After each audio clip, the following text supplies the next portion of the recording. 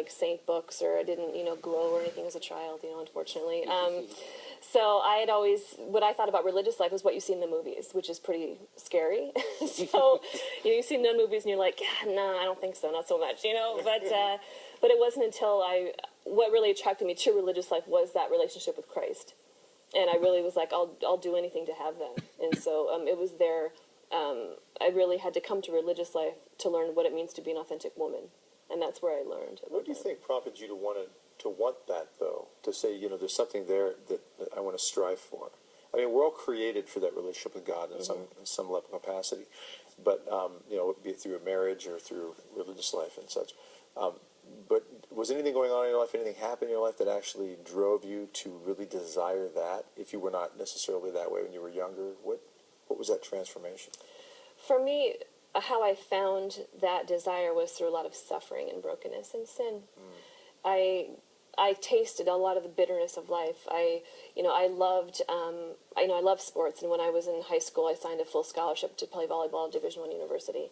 And I used to play in a conference that had teams in the top 25 in the nation. And so there I was at this university. And you were a starter when you were a sophomore? Yes, I did start there. And University of Nevada, in Reno, Nevada.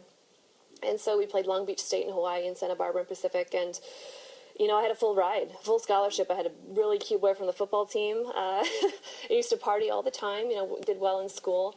And I loved MTV. I loved Glamour magazine. I wanted to work at ESPN. I wanted to be a CEO of a company. I really wanted to be somebody. I wanted to succeed. And the avenues that I was looking at said, well, if you're young, if you're wealthy, if you're on this path, you're supposed to be happy.